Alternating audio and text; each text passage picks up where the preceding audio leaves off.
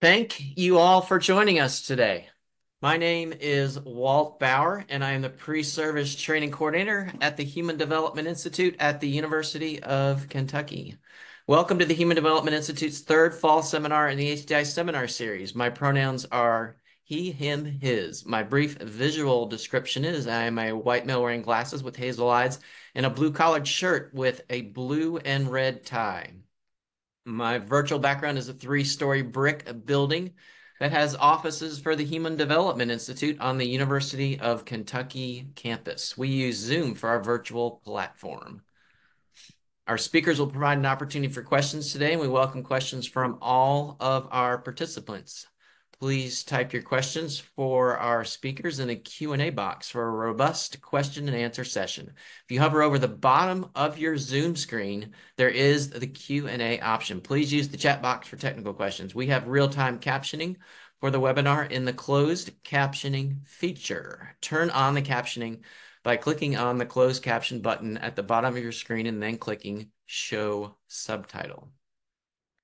Should you have questions about CEUs, you can contact me. My email address is walt.bauer@uky.edu. Again, my email address is walt.bauer@uky.edu. Please take a moment to complete our brief evaluation. You'll receive an email that provides a link to access the session evaluation after the webinar. It is really helpful as we plan for upcoming webinars. The title of the seminar today is Self-Regulation, a Key Developmental Skill and Challenge in the Human Condition. Our panelists are Dr. Myra Beth Bundy, licensed psychologist, a licensed and board certified behavior analyst, and a professor of psychology at Eastern Kentucky University. We also have Dr. Shirley O'Brien, professor in the Department of Occupational Therapy at Eastern Kentucky University. We also have Dr. Scott Tomczyk, professor of pediatrics, the University of Louisville School of Medicine in the Department of Pediatrics in the Division of Developmental Behavioral Pediatrics. Our fourth panelist today is Tyler Metcalf, student at Eastern Kentucky University in the clinical psychology doctoral program, also an assistant coordinator at Eastern Kentucky University's Trauma and Suicide Prevention Specialty Clinic. And Tyler is also a LEND trainee, which is an acronym for Leadership Education in Neurodevelopmental Disabilities. I am now going to turn it over to Dr. Tomczyk and Dr. O'Brien to get us started with the objectives and move us into the occupational therapy perspectives. Dr. Tomczyk. Thank you all. I am glad you're all here to join us today as we explore self-regulation. Our objectives today, we want to describe some research explored or supported strategies for self-regulation, and tie those strategies to physiological and developmental underpinnings of self-regulation from an interdisciplinary perspective. I think in our fields of occupational therapy and psychology, behavior psychology, we all have our own unique lens to look at self-regulation. We today thought it would be best to tie those views together for the conversation. You'll also have some opportunities to discuss and rehearse some of those strategies. So let's dive right in and start by level setting. As you likely saw from Dr. Bauer's announcement for the seminar today, we consider self-regulation the ability to manage our energy levels, our emotions, our actions, and attention. We feel that self-regulation is key in developing skills for individuals of all ages, and because self-regulation itself really contributes to how meaningful and satisfying our participation is in our self-determined activities. We determine what activities we want to engage in, and self-determination, I should say, the self-regulation really helps us with participating successfully. So essentially, we're talking about control of oneself by oneself. Dr. O'Brien and I will start by walking through some occupational therapy perspectives on self-regulation, and then we will turn the floor over to Dr. Bundy and Tyler to bring us home this afternoon. So, as we look at self regulation in occupational therapy, we oftentimes consider this synonymous with emotional regulation. Really looking at how this impacts our physical and our mental health, the quality of the lives we live, and how we function within society. I think this picture here is a really nice demonstration of two little boys, one of my colleagues, friend children who are playing in a sensory bin and doing some really nice turn taking. They were at this time 4 years old, and they were able to give and take a little bit with each other. So nice back and forth movement. And that's what we're looking for as we look for emotional regulation or self regulation. Scott, you want to move the slide forward? So when we think about the person factors, about what do we see? For me, it's really like an iceberg because I could also use the analogy of a duck. On the surface, we look like we are doing great. We've got that little piece. But if you look underneath, there is so much more that goes into it. And what we see oftentimes are the observable signs of what happens when we are not regulated. For example, sleep. Many of us do not sleep well. Right now, I've got students who are doing level 1 field work, and they're in the school system on Mondays. And the observation was, wow, this is a detox day because these children have been on screens the whole time, and you could really see the difference. They have limited sleep, or given a condition, we may have restless sleep. Another unmet need that we oftentimes see are digestive issues. OTs love to talk about toileting and all that fun stuff. Scott and I get into that piece of it. It's like what goes in has to come out or should come out. Well, what we oftentimes see is constipation. So when people are constipated, just like when we're constipated, we're not very nice people. Our self-regulation needs are not being met. And many times these are caused by allergies or our reaction to allergies. Could be gut health. We're learning so much more about gut health. Eating and mealtime differences, those routines, what goes on after we get home? How does that build into the habits and really feeling like we're a part of our families? What happens when you have a latchkey child, or again, many of our students are home with older siblings and they sit in front of the TV to eat.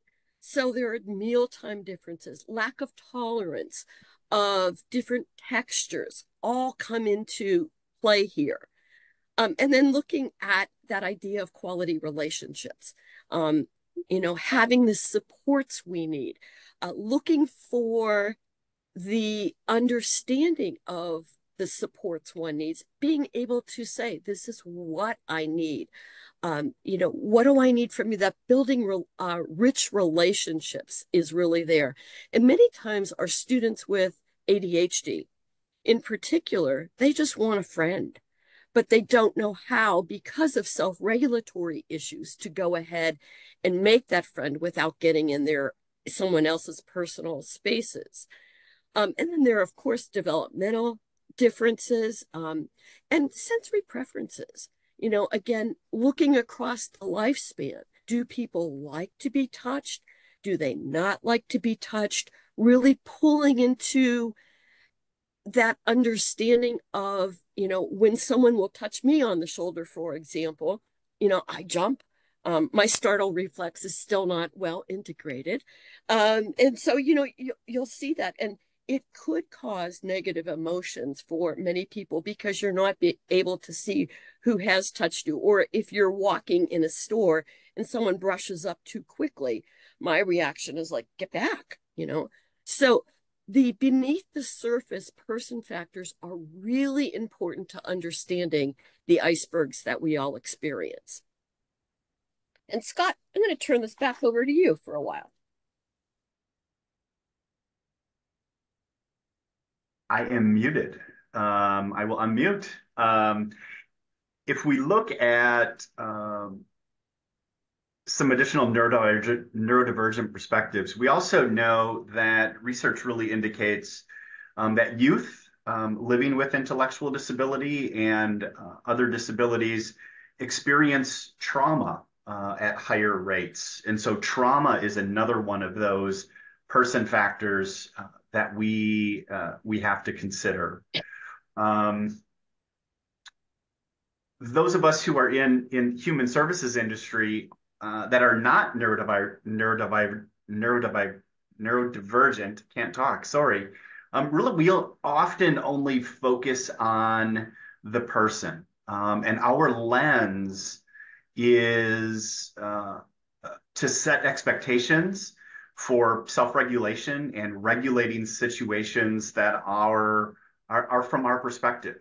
And so our failure to really consider how the world is experienced by autistic people for this, for the purposes of our conversation here, really creates a faulty attribution of what is emotionally dysregulated, as Shirley was talking about. In OT, we sometimes use our a theory, ecology of human performance, to really consider the broader perspective. Yes, we consider those person factors contributing to self-regulation, but we also really have to consider the activity that's itself. In Shirley's example, those two kiddos playing in a sensory box, that activity and how that activity changes impacts what our demands are to self-regulate. There's also other environmental factors. What's going on around the physical environment, the social environment. And so self-regulation will be different when these factors are interacting together. Let's take driving as an example. Self-regulation demands are very different when we're tired versus when we're resting. I hate driving at night now. The older I get, I guess I'm going to show my age today. Driving in daylight is fine, but the demands to drive at night are very different with the radio on versus the radio off. When I'm in heavy traffic versus a wide open country road, the demands from the activity, the influences of the environment, together with my own person factors, really determine what the self-regulation needs are and what things will look like. We talk a lot about sensory issues or sensory differences. And instead, we're going to advocate to really consider these sensory preferences in context or in the environment. So along a self-regulation continuum, we oftentimes describe four primary patterns of how we respond to sensory input. We have low registration, so the individuals tend to sometimes be described as bystanders. And so they may miss activities, may appear passive, as opposed to sensory seekers who regulate their self-regulation by wanting a lot more input, seeking sensory input. In sensory sensitivity, again, these are kind of passive strategies to self-regulate. And so individuals may seem anxious or irritable So they're really aware of the environment. They're aware of what's going on around them, but they don't act against it like avoiders or sensation avoiders who are going to push you away. Shirley talked earlier about if I don't like to be touched, the response may be to move away or it may be to push someone away. And so those responses are very different. What's important to consider, though, we recently analyzed a population of children with conditions and those without.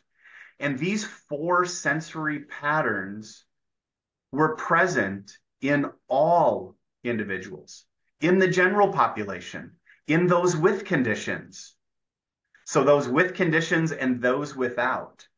And so we can really focus on participation then maybe more broadly supported for all children with some contextual interventions that really adapt the environment, adapt the place, adapt the activity to really recognize these sensory preferences.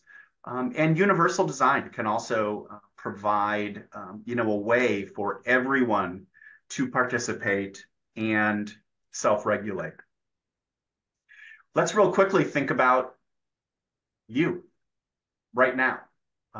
What are you doing? If you're multitasking, stop and listen. If you're fidgeting with something in your hands, put it down. If you're moving around like I do, try to be still. If you're chewing gum, take it out. If you're sitting with your legs crossed, sit straight. If you're sitting still, bounce or rock in your seat or vice versa.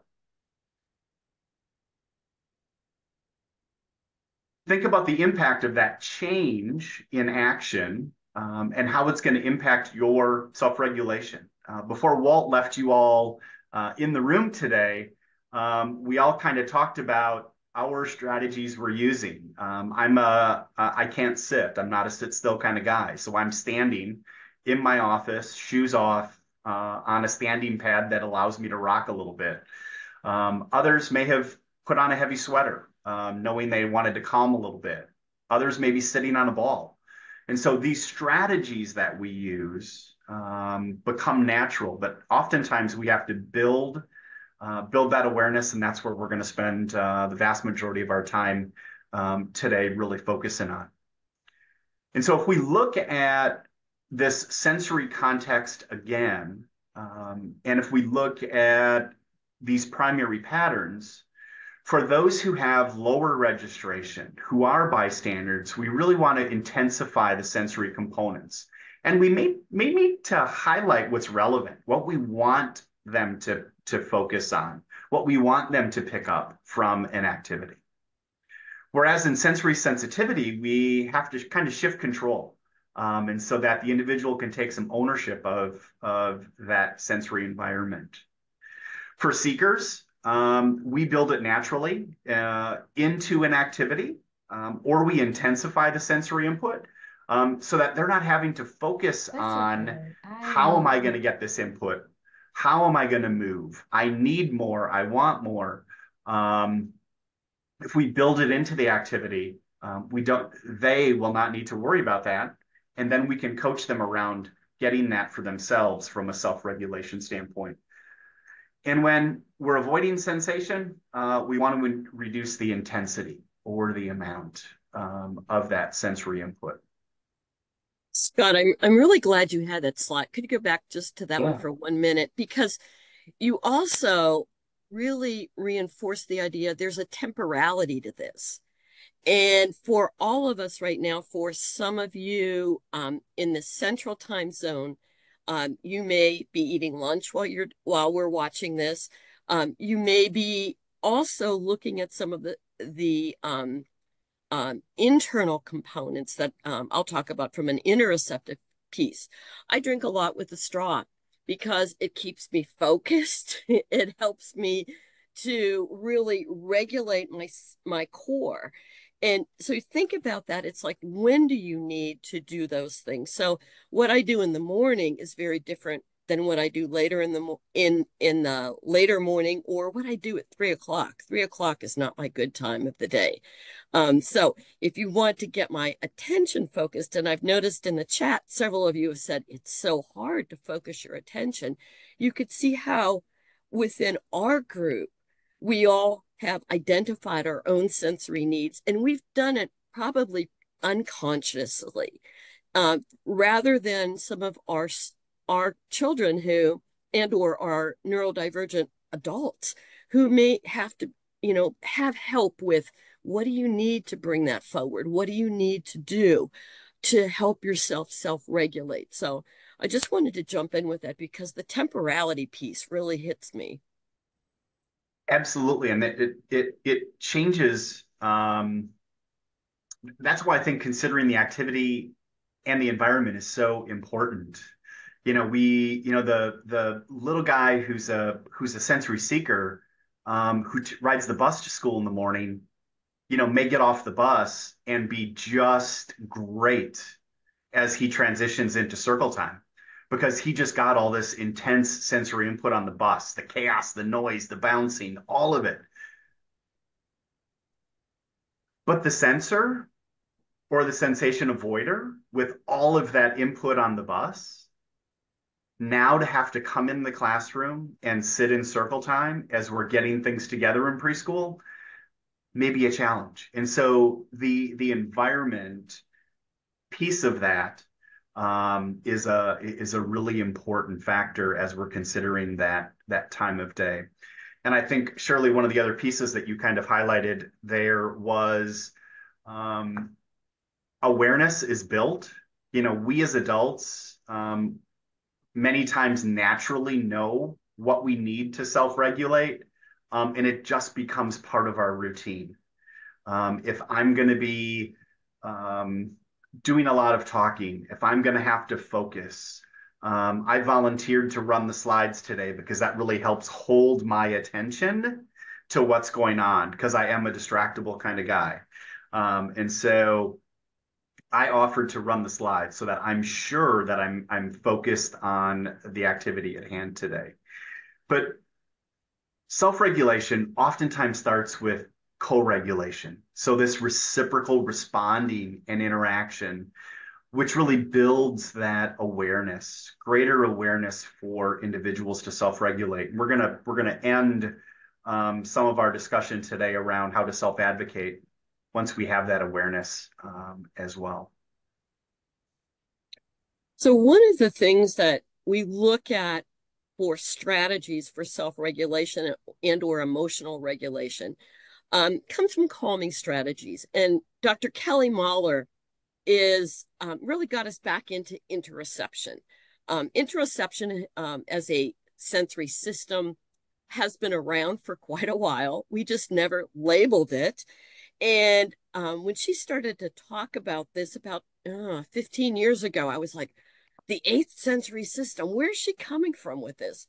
Well, when you look at it, you think about those internal sensations. Typically for us, they are unconscious. But if you think, it's like, are you thirsty? Are you hungry? What's going on with your heart rate, your breathing rate? The need to go to the restroom. Many of our students do not have that awareness. For those of you in the audience who have, the younger kids coming into preschool, the awareness of bowel and bladder. When do I need to go? That is a real an important piece, along with pain. How does pain feel?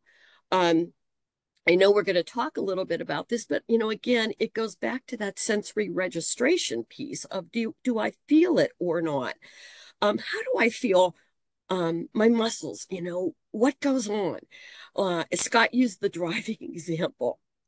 When it's raining really hard out, my shoulders are in my ears, and I have to remind myself, pull those shoulders down, Shirley, but I'm trying to tense myself up.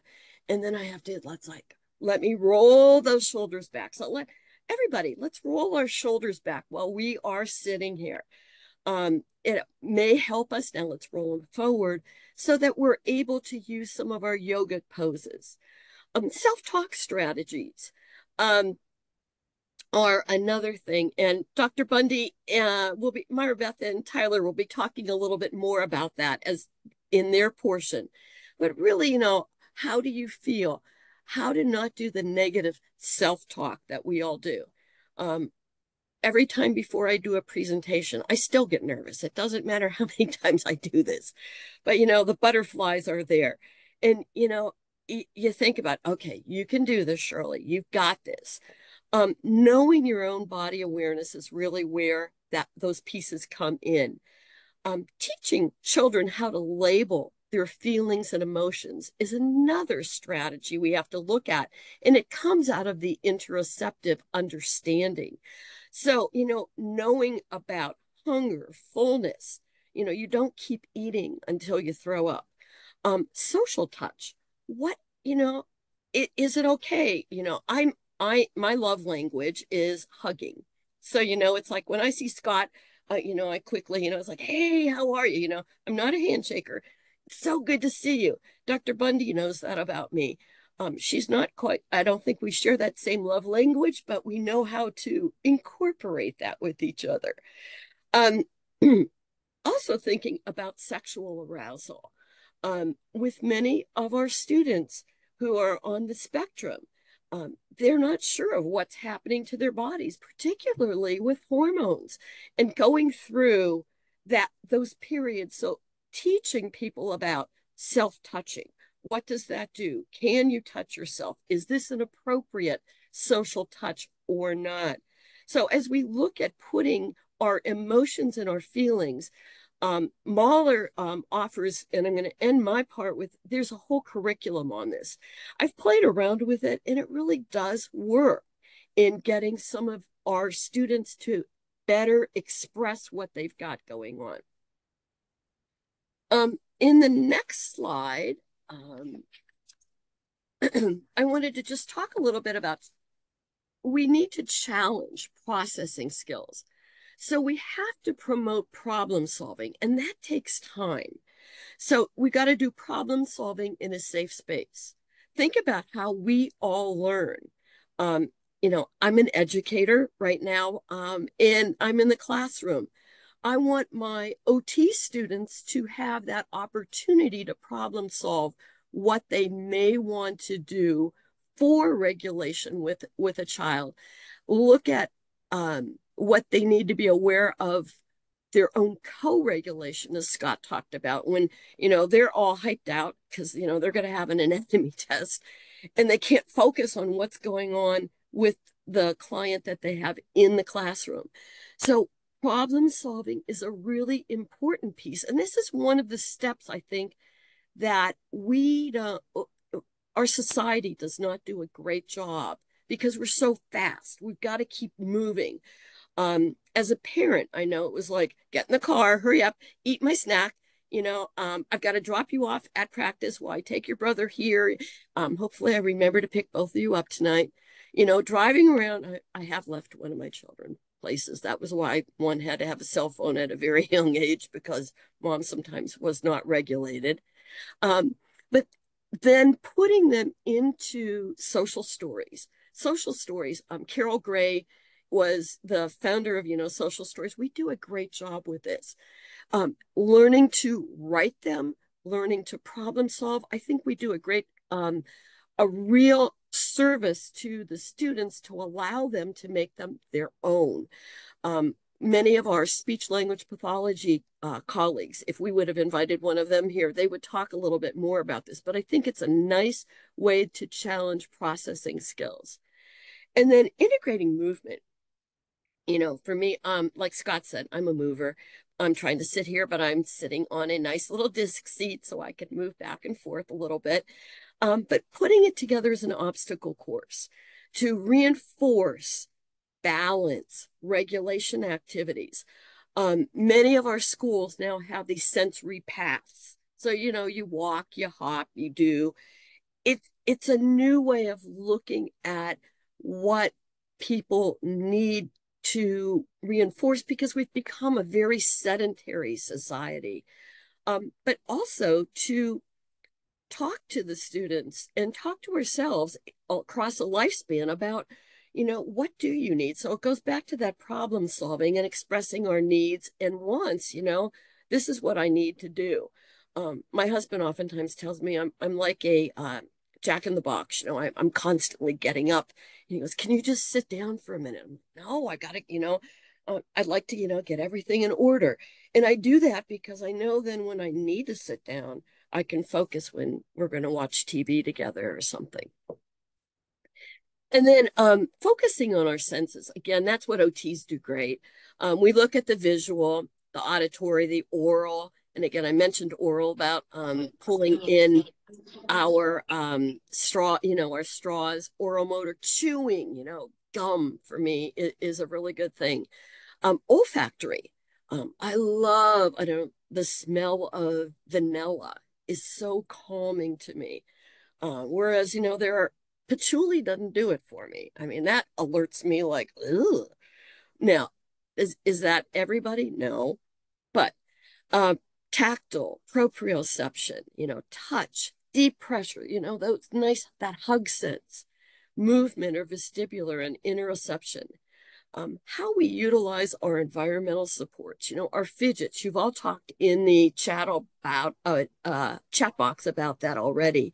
But then looking at like weighted toys and blankets, I purposely did not put in weighted vests in here because those really need to be measured. And even weighted blankets should be looking at body weight. Um, now when you see them sold on Amazon, everybody needs a weighted blanket. Well, if it's too heavy, it's going to not do what you want it to do. Or if it's too light, it's just there. So really looking at the frequency, the duration, the intensity, the rhythmicity of the environmental supports that we choose to use is really critical. And then as we move on, just, again, oral motor, I've mentioned the straws, the gum, drinking. Again, water is so critical. Hydration is critical. Looking at some of our kids who don't drink water, who are not hydrating their bodies, which then goes back into that interoceptive need for toileting, proprioceptive, deep pressure, beanbag chairs. I love beanbag chairs. Wall push-ups. Again, for those of you who don't have your cameras on, stand up, go ahead, find that door frame, really look at your push-up of 10 against that door. Feel the difference in your upper body and chest. The movement out of vestibular, movement breaks are critical. And I think movement breaks are important across the lifespan for self-regulation. And that's what happens as we age, we stop moving. And it really does, it is detrimental to our balance. Auditory, again, headphones are wonderful. But again, do they need to be Bose? Probably not. I was in a school this past week and looking at one of the little girls who, she just needed the pressure on her ears, not even the music coming in. Lava lamps for those who are visual strategies, olfactory. And, I mentioned, the vanilla versus the patchouli. So we look at really pulling that together of what works for us. And then another program that's out there is Zones of Regulation. It was developed by Leah Coopers, and there was just a phenomenal article that came out by Peters et al. In the Occupational Therapy Journal of Research last month, and looking at how effective zones of regulation is. The nice part of zones of regulation is that it moves this idea of self-control, self-regulation, emotional regulation into behaviors and being able to label your behaviors of, where am I right now? Of course, green is where we all want to be.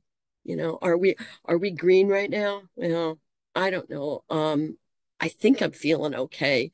And I can imagine that Tyler and Myra Beth may be in the yellow zone right now, waiting for their turn. Hopefully, they're not in the red zone of angry, mad, and the blue zone, the tired, the bored. You can tell Scott and I are definitely not tired today. We are raring to go. So, Zones is one of the programs that is out there.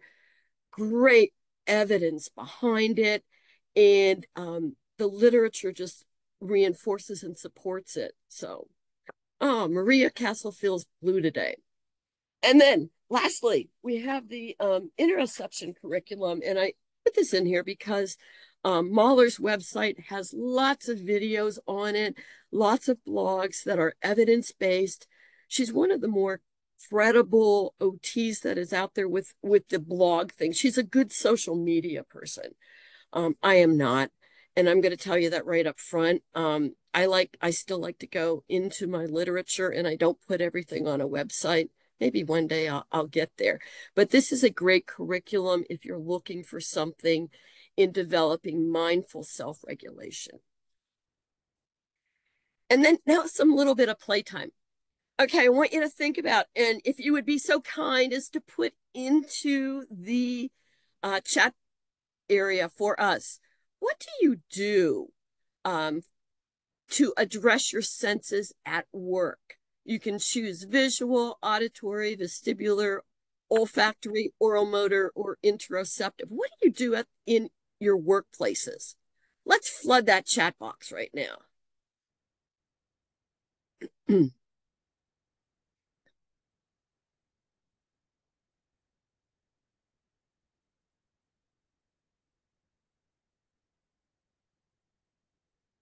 Ah, working from home and your cat likes to hang around and letting him sit on your lap.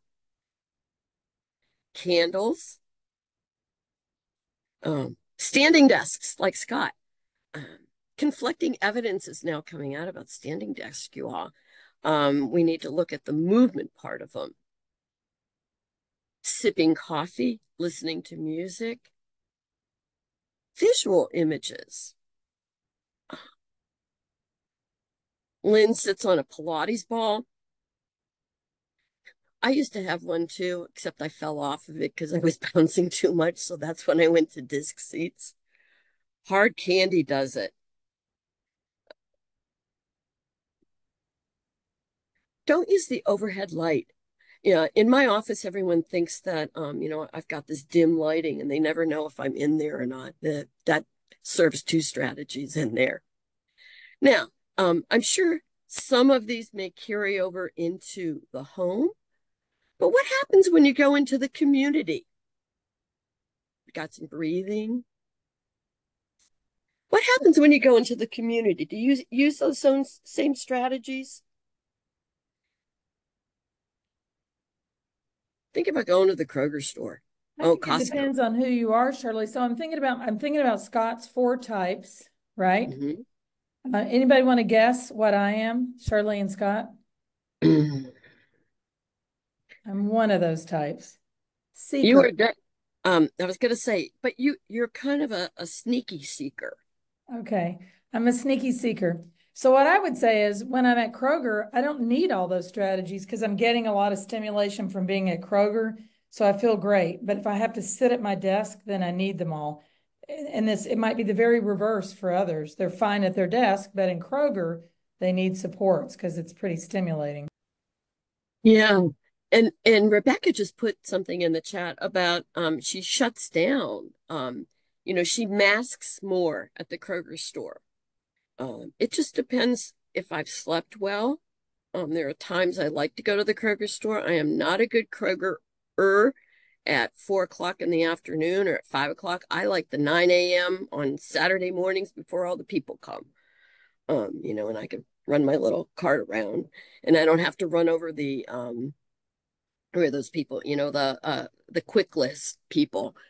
So I'm out there and I've got my things. But thinking about what do we do?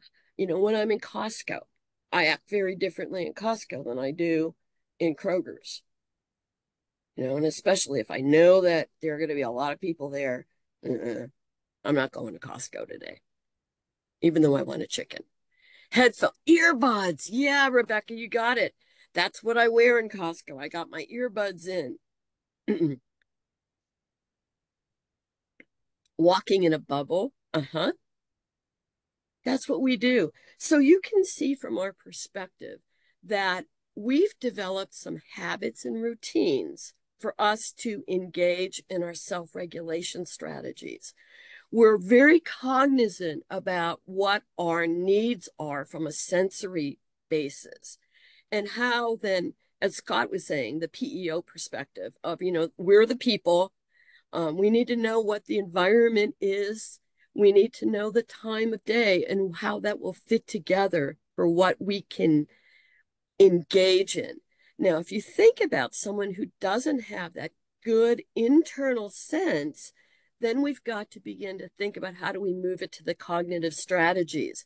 And that's where we're going to turn this over to Dr. Bundy and Tyler to talk a little bit more from that cognitive perspective of psychology. So turn it over to y'all. I'm too busy reading all the great stuff in the chat. I mean, there's really a lot of good information in the chat. I love it, what everybody's putting in here. We have a lot of people that have put a lot of thought into self-regulation and have a lot of tools to use. That's really cool. And just shows you how much assistance this audience could provide to people that don't have sufficient strategies yet, or could use some suggestions. Try this, try this. I have all kinds of notes from what y'all have said so far. Hopefully I can bring them in where I need to go. So yeah, this is me psychologically. I really think Shirley and Scott gave the underpinnings to self-regulation, which I did not. So they've really set me up well to talk about some of the psychological contributions. I think these are our general objectives, and we'll just look at them again. Let's see how we doing. Wait, go back to those. How are we doing, Scott? Are we getting those done?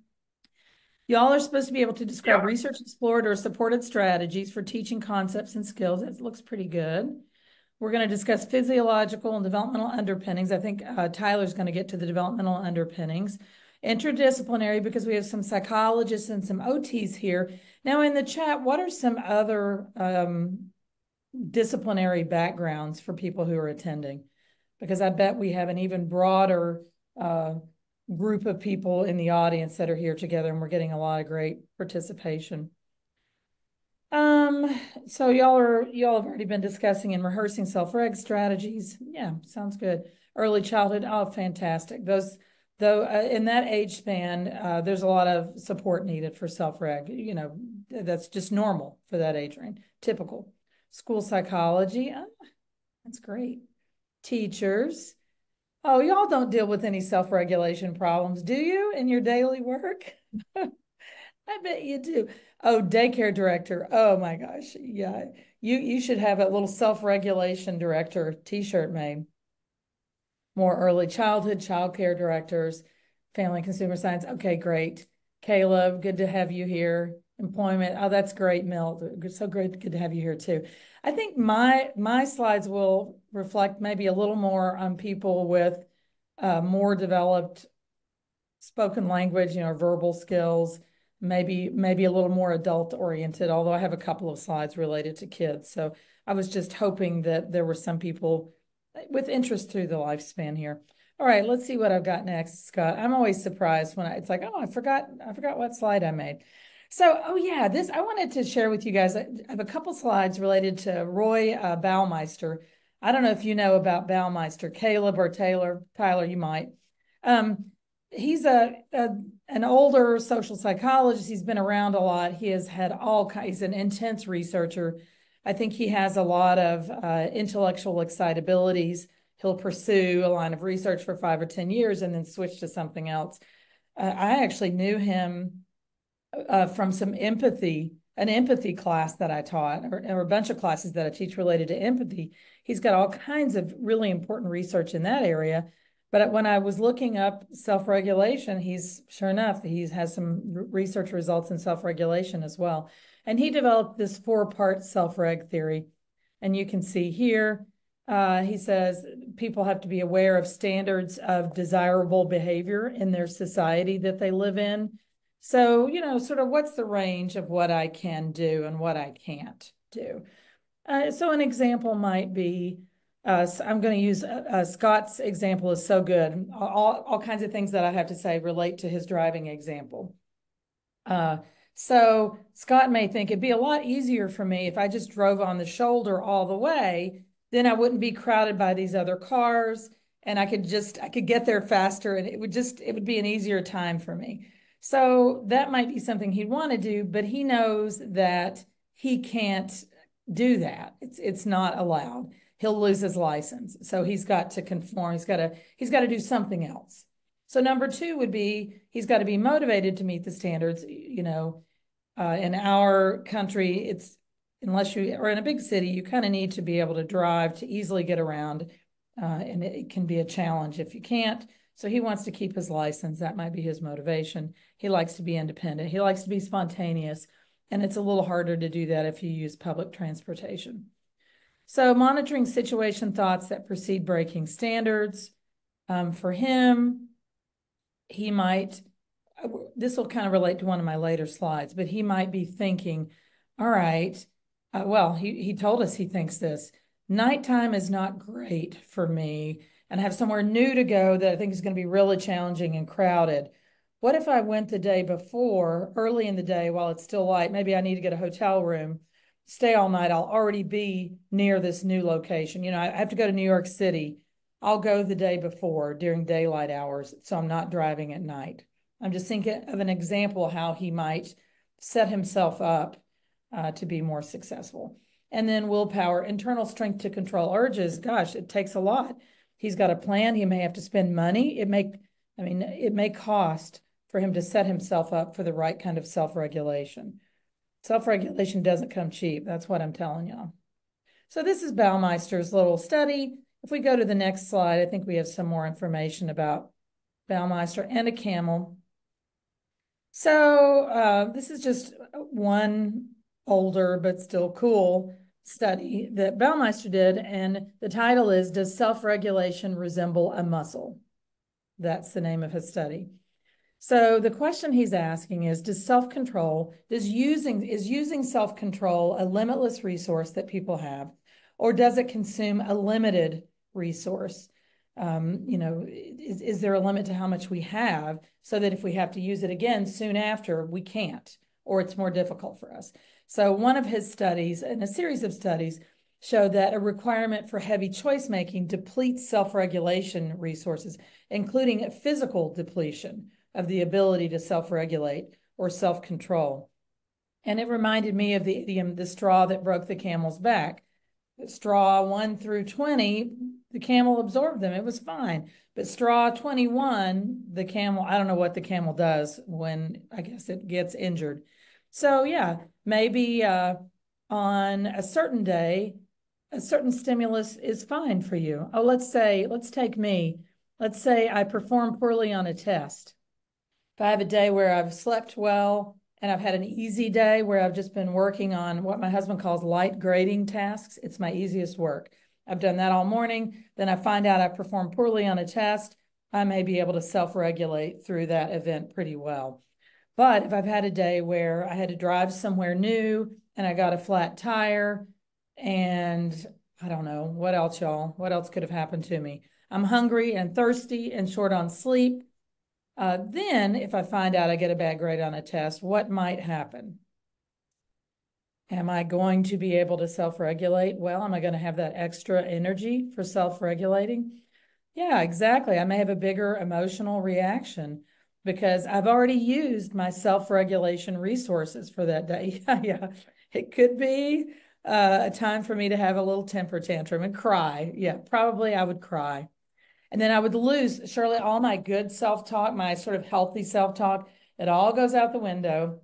And I'm saying, I'll never be able to do this. I can't do this. I'm terrible. I'm a failure, because it hit me at a time that my self-regulation was consumed. We've all had those kind of days where a set of things happen, go wrong, And we really need to nurture ourselves after that so that we can, I don't know if that's a word, so that we can replenish. There we go, not replete, so that we can replenish our self-regulation, so that we can recover. Others may not always want to give us that time, but we're going to talk about self-advocacy. If we can, we want to self-advocate for that. And we want to spread the word so that employers and teachers can give us the time that we need to do that. Now, when I was giving a talk to Walt's class last week, they were reminding me of spoon theory. Does everybody else but me know about spoon theory? It wasn't one of Baumeister's theories, so I don't know if it really has research behind it, but it really, it really relates to Baumeister's work, because the idea is that your spoons are how much energy, how much tolerance you have for the day. And you can see here, I worked on this little graph, self-regulate, right? That consumes one of your spoons. If you have a high self-regulation demand, then one of your spoons is gone. So I was thinking, so let's say Scott is driving in dark, rainy weather in a big city. That's going to be all his spoons. So he needs to reserve that activity for, that might take all his available spoons. He might need one day to do that task if he has to do it. Or he might decide it's too much. I don't have enough spoons. I'm going to fly in and then take a taxi. It's just too much for me to drive. So anyway, to me, that's a perfect parallel to Baumeister's work. And it kind of fits in with what Shirley said about the temporality of self-regulation. At the beginning of the day, our children and us may have more, depending on if we're sort of a night owl or a morning person, certain times of the day we have more spoons left, right? We might be getting down to half a spoon. I used to call it the witching hour when I was raising my children. What's happening at 5 o'clock? Nothing in particular. It's the witching hour. The spoons are gone. There's no reasoning. There's no use to punish. There's no use to reason. Maybe a nice TV show would be good, right? So that we can get through the rest of this day. And I'm sure all of you who work in early childhood, you have times of day when you realize we're not going to do a big new instruction because everybody's too tired. The spoons are gone. I love spoon theory. The other thing that Scott might do, I'm thinking about this, if he knows he's going to do this, windy, rainy, dark driving, and maybe I have this in a later slide, he's going to prep, but we couldn't talk about it too much. He's going to prep for that ahead of time if he can, by controlling the day ahead, the day before. What would you do, Scott, to get yourself ready for a multi-spoon driving day? I'm going to be sure that I'm well rested. Mm-hmm. I'm eating. I've got my, my driving. I listen to sports radio, don't listen to music. That kind of, so like making sure that I have access to what I need to listen to stay calm. So I'm going to prep and prepare for the trip to be sure that I'm setting the environment up. Well, that Shoes. makes sense. So an early question we might ask for somebody having a meltdown, a lack of self-regulation is, how was their sleep last night? Is it almost time for a meal? Do I have any snacks available? And I'm imagining, Scott, imagine if I was your passenger and I'm over there in the yeah, this is good. Oh my gosh, look out the window. And I'm like, oh, I'm going to choose the music now. So you had things set, and then I come in and change that. You're not going to be able to regulate as well. We might get there, but you might say, look, I've got to take a nap now, or I've got to go straight to my room. I can't, we'd plan to go out for dinner, but basically I can't take any more of you because I'm a big sensory seeker and I might get your regulation pattern off. So people are going to interact with each other within families and friendships, and we got to give each other some grace. Oh, let's see. We've got some add-on to spoon theory. Oh, okay. That's really cool. So Reba's saying it's not just how many spoons, it might be the strength of your spoons too. So how many do you have and what the strength is? I love this concrete image. Just seems like it could help us have more patience with ourselves and with other people. Yeah, that's exactly right, Cavonia. That's exactly right. Because, well, actually, this is another I told you that Baumeister also studies empathy. Baumeister says that for us to be able to understand someone else's perspective, what we do first is we anchor with our own experience, and then we have to adjust away from our own experience. And the farther somebody else's experience gets from ours, the harder it is for us to take that perspective and understand. So it can really take some persistent education efforts. Sometimes you have to bring in somebody else that's outside the family to sort of support the person's claims that, yes, this is exhausting. Myra Beth, you're going to have to sit in the back seat. Scott gets to choose the music when he's driving because he needs that. You'll have to put on your AirPods and listen to your own music. You can't interfere with his. It's just what he needs to be a safe driver. Yeah. Myra Beth, I'm glad you mentioned that because, where do you sit? What do you do is critical. And as Calvonia said, it's hard to teach family members who have different sensory needs. And that's where really working with our families as partners is so critical. We can't just work with the child. We can't just work with one individual.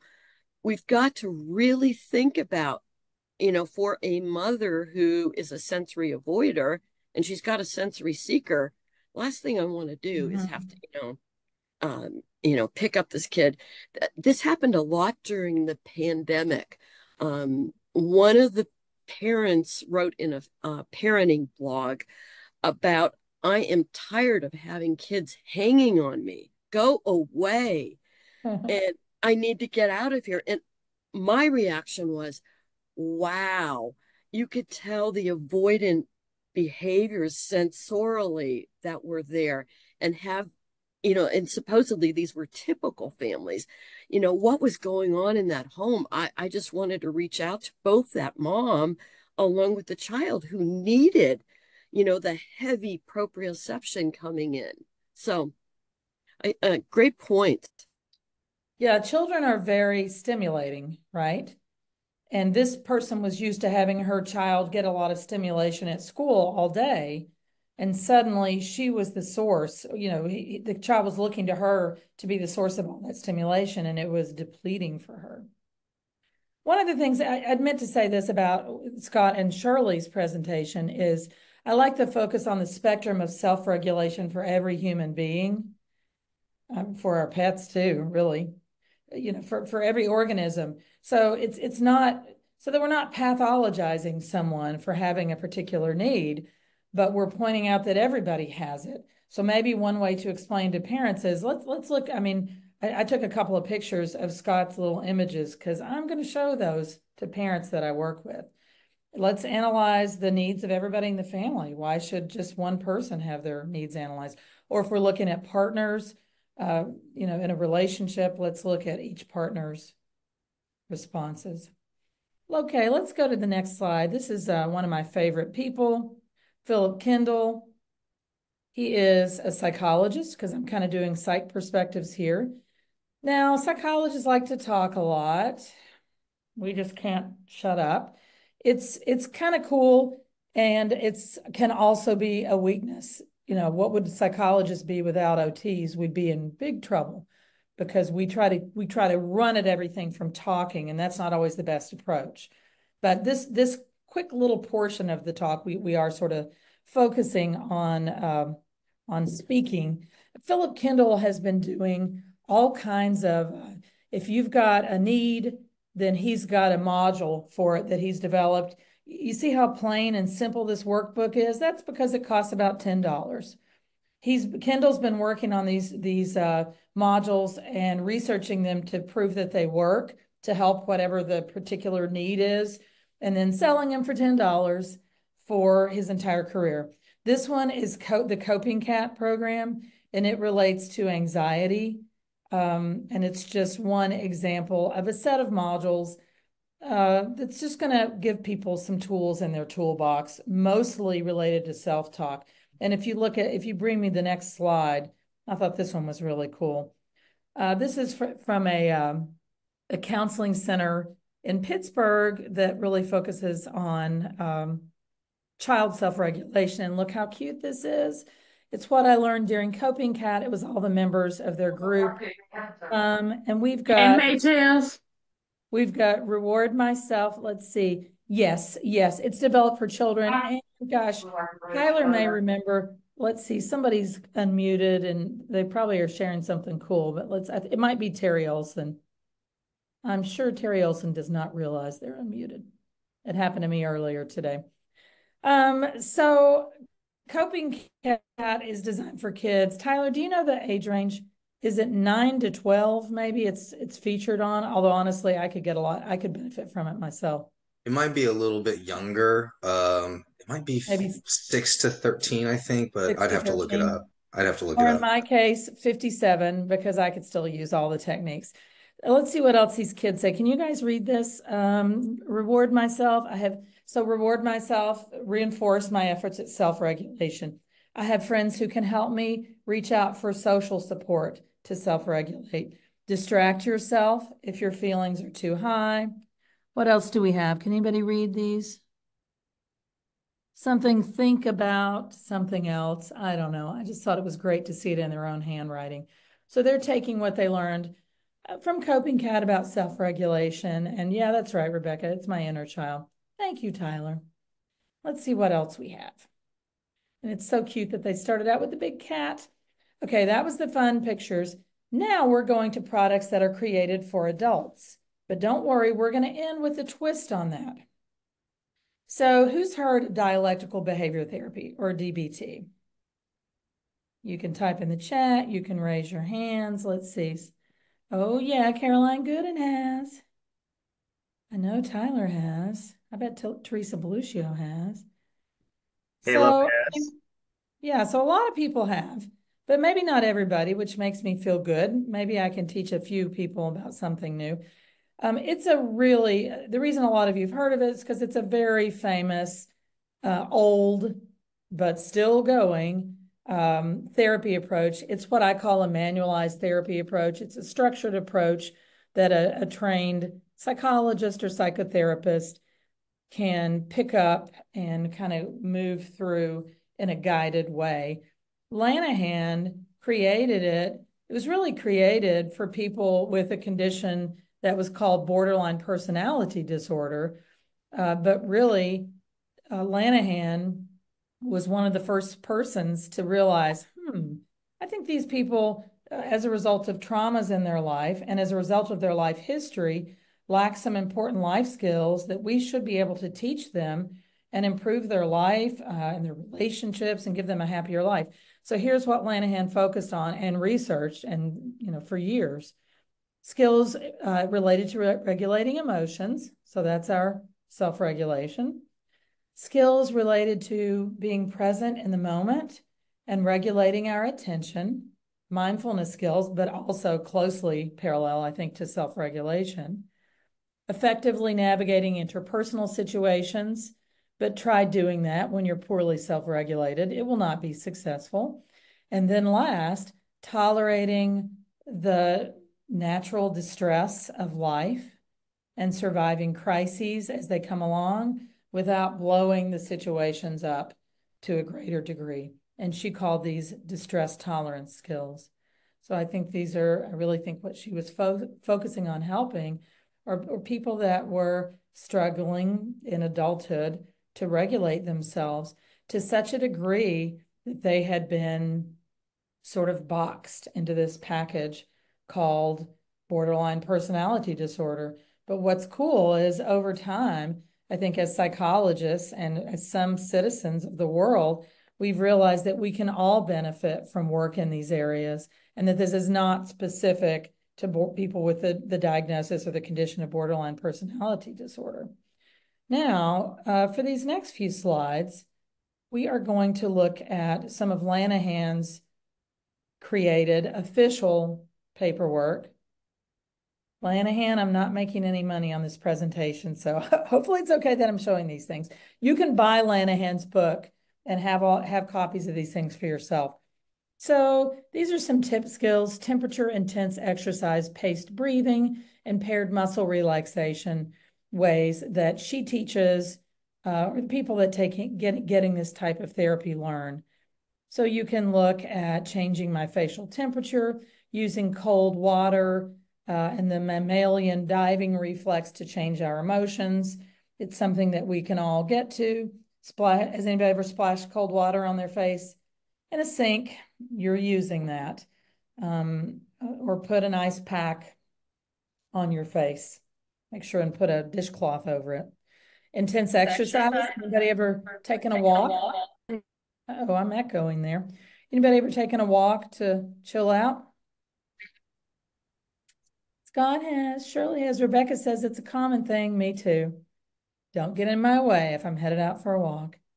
Paced breathing, all kinds of box breathing, timed breathing, all kinds of different breathing strategies out there, trying to regulate our breathing. Has anybody ever tried that?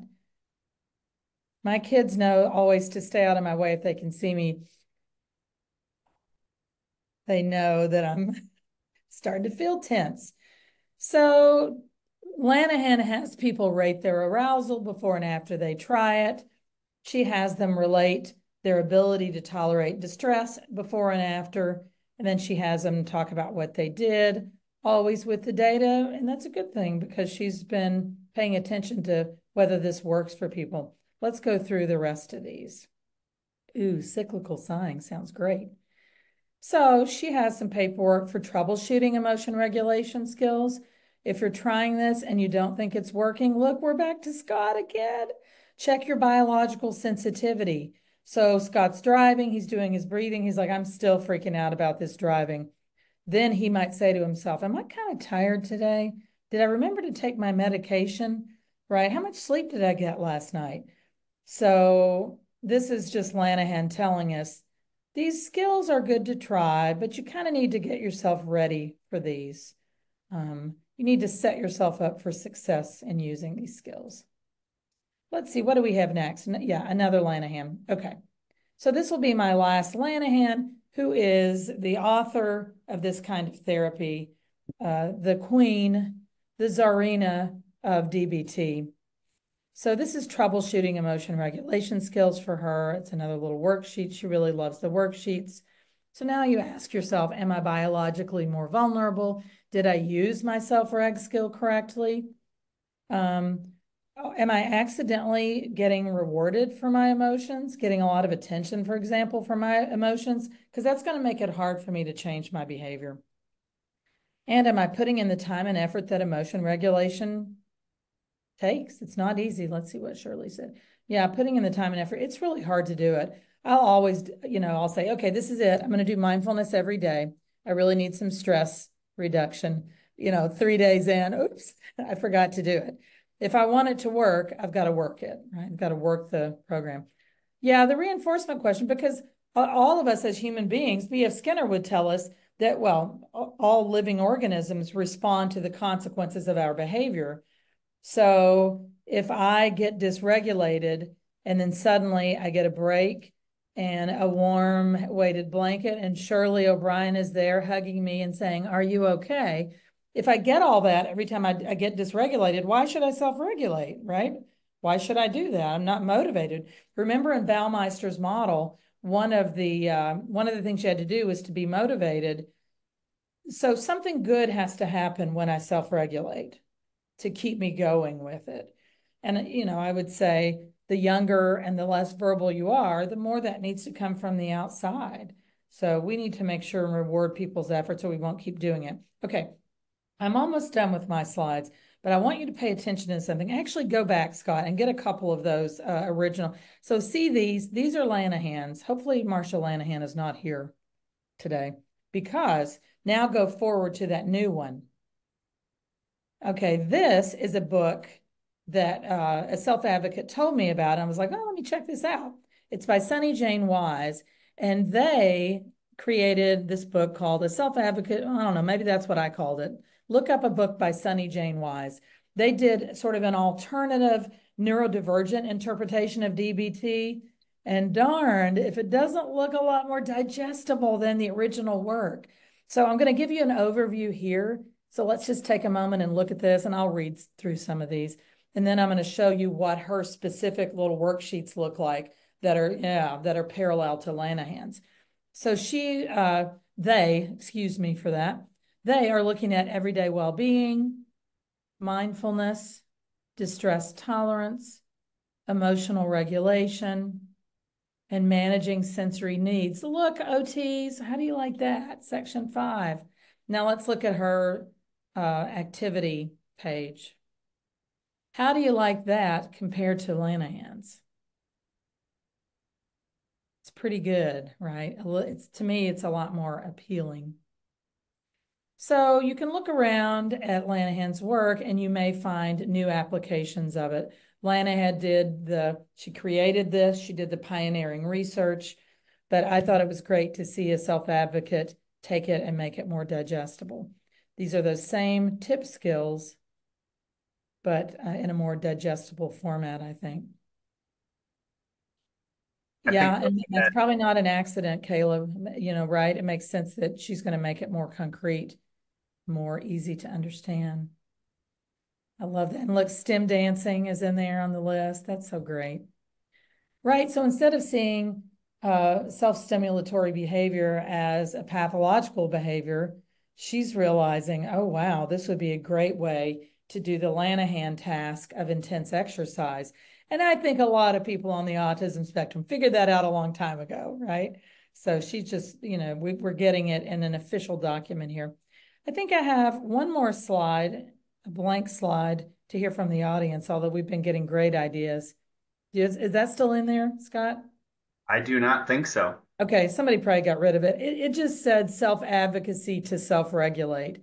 I just wanted to hear what. Oh, I added a picture Oh, this yeah, today. That's why perfect. it's not blank anymore. Yeah, thank you. Thank you for making it more appealing. So y'all have been doing this as we've been going through here. I just wanted to open it up to our panel here and to everybody in the audience to talk about ways to self-advocate all these great strategies that we've been coming up with. But as somebody pointed out earlier, sometimes it's hard to get the space to use them at work, at home, in the community. And I wanted to see what folks had to say about that. I would say encourage people in your life to attend talks like this, right? Podcasts, etc. So they hear about this from somebody besides their employee or their family member. Let's see what else. Ooh, great. Rebecca says, I'm trying to give less elaboration. That's a lesson that I still haven't learned, and I guess I won't. Try to dismantle the shame instinct whenever I'm trying to regulate or request space to regulate. Gosh, that's very thoughtful. Love it. Caroline says, suggest alternative ways of participation in meetings or in any other task that is difficult for somebody to manage. We had some of that today. Kristen is saying, talk about how we use universal design ourselves, how everybody could benefit from this kind of opportunity. Yeah, I mean, I think if we have alternative ways to participate in meetings, there should be multiple people taking advantage of those, right? Not just one person. Great, keep them coming.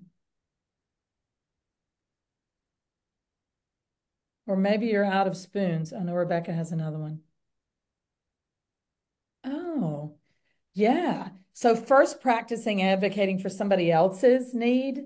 Meanwhile, oh, I'm getting practice on doing it for myself. Oh, yeah. And what we do for others may allow us to do something for ourselves. Very thoughtful. We have a very insightful audience. All right, I think we are getting ready to transition to Tyler Metcalf, who's going to talk with us about an application related to self-regulation. Yeah, I think those self-advocacy skills that we are advocating for, like self-regulation, really are learned at any age. And so we start really young. Tyler is going to bring us home here talking about how we develop that self-regulation. Yeah, so a lot of the things that we've been talking about thus far has been self-regulation regarding the individual. And in a couple of slides, I'm going to be talking about a parent intervention or a parenting group. And I think talking about the development of self-regulation will kind of show why this parenting group works, or at least part of the intervention, why it's helpful. Um, like a lot of things regarding development and human development, um, self-regulation is a combination of both biological and environmental factors. And first off, with biological factors, each person has a different threshold of responding to stress. So Dr. O'Brien talked earlier about the straw that may have broken the camel's back. So each of us may have a different threshold of the straws that we can handle. And so that response to stress, we're going to call temperament. But there's also genetic differences in regulatory brain structures. So the differences in biology and genetics. So changes or differences in the dorsal prefrontal cortex, superior parietal cortex, orbital, orbital, orbital frontal cortex, and the temporal lobe. All of those differences impact how we respond to stress, how our temperament, and our ability to effectively utilize self-regulation skills. In addition to biological factors, there's also these environmental factors. One that's very important is, and we're going to be talking about it throughout the development of self-regulation, is the caregiving environment. So when we were growing up, did we have warm and responsive interactions between our caregivers? So our children receiving positive interactions with caregivers. And again, we talked a little bit earlier about co-regulation, but co-regulation is going to be a very important part of learning to regulate our own emotions, because when we're starting out in development, we don't necessarily have those innate skills. So we're going to have to, what Vygotsky is going to call it, is having a more knowledgeable other to reference and to utilize to learn these skills throughout our human development. In addition, we're also going to be talking about positive peer interactions. Those are also very important. So we're learning from our peers. It's not just from caregivers. And also, are we learning from the challenges that we're having with our peers? So we're learning different skills, and we're having learning from those challenges. Next slide, please. So, in terms of the development of self-regulation in early childhood, again, we don't have a lot of those innate skills, and we're really relying on temperament. And again, babies are going to have different levels of temperament and are going to need a lot of co-regulation from caregivers. Now, as we go across development, think of it as earlier on, we're going to need a lot of co-regulation help from caregivers. But as we go through the lifespan, we're going to need less co-regulation from caregivers, and we're going to increase our own ability to regulate our own emotions. Now, that isn't to say that babies don't, especially around birth up to 3, don't have some skills to regulate their emotions. One very cool way that babies can try to regulate their emotion is control what they're looking at. So they can direct gaze away from a stressor and redirect it to an attachment figure. Now, why that's very important is babies are learning about their own environment. They're learning about, what do I need to be scared about? What do I need to be worried about? So if I am, if I'm a baby and I'm looking at this stressor, right? I may not totally know, hey, do I really need to be fearful right now?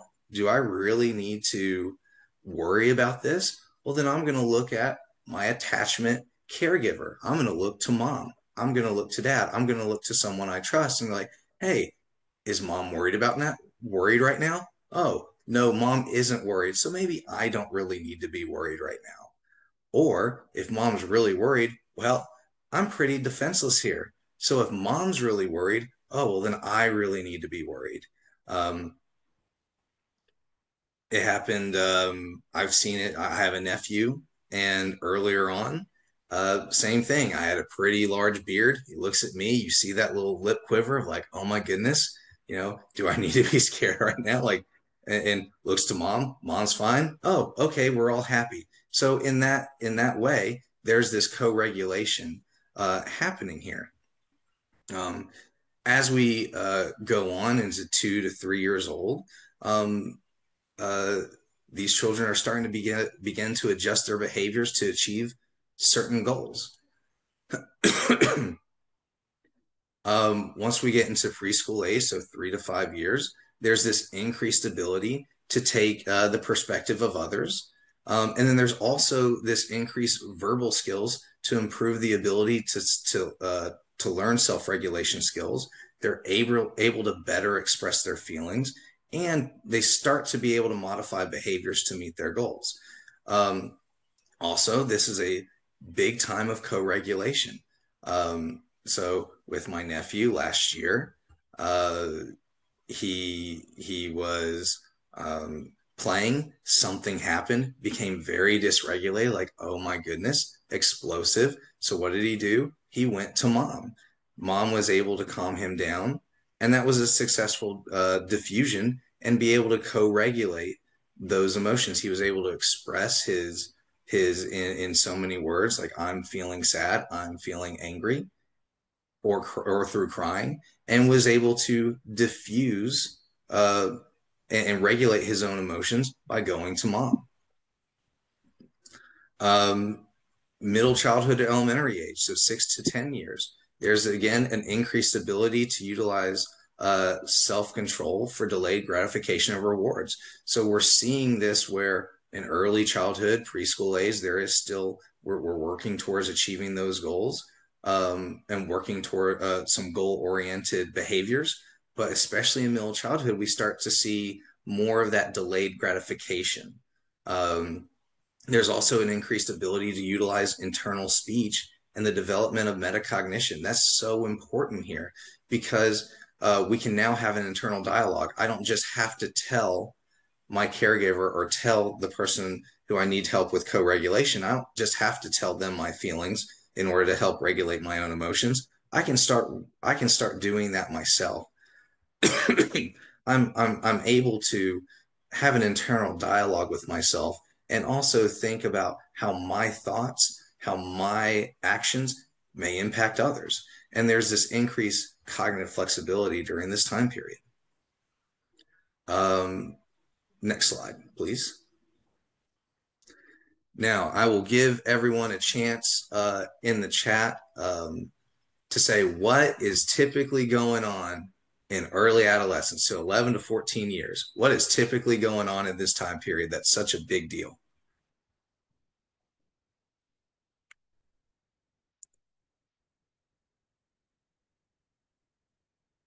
Absolutely. Hormones. We are going through puberty. Things are changing. There's a lot of rapid change in early adolescence. So there's increases in gray matter, and the pruning process in our brains start to happen uh, where neurological pathways that aren't necessarily totally being effective are starting to get pruned and taken away. This is increasing our efficiency to effectively regulate our emotions. So that's a good thing that's happening in early adolescence. However, during this time, for those who have raised teenagers or work with teenagers, they're also very sensitive to stress during this time, more so than some of these other developmental periods. So we're seeing this increased efficiency of our ability to effectively regulate emotions, but this increased sensitivity to stress to where this self-regulation during this time period is very much out of balance. And there is this increased reward to increase in reward seeking behavior, but there's this low impulse control. So there's during this time period very much an imbalance. Now I'm seeing a lot in the chat of people talking about belonging, feelings of acceptedness, and relying on peers. And I think those are very good points of where it is very important that we're not just focusing on our caregivers to help us co-regulate our emotions, because especially in early adolescence, we're still needing that co-regulation, but we're now able to more effectively get that co-regulation and that assistance in practicing our emotional regulation skills by utilizing it with peers. So that's another source in the environment of where we're getting that emotional regulation. um, Once we start getting to later adolescence, um, we're expecting, partly because of the environment and because of cognitive ability, but the ability to set longer term goals and utilize more complex plans of action. If you're thinking about the normal high schooler, the typical high schooler during this time, they may be planning for college. They may be planning for life outside um, of high school, jobs, whatever that may be. So that takes a lot more cognitive resources and strategizing. So the during this developmental period, there's more of an ability to utilize strategies and to independently manage internal stress. However, it's not always as effective as we would want it to be. They're still needing some room for practice. We're still expecting some co-regulation, and that may be not just from parents, but that may be from teachers and again from peers.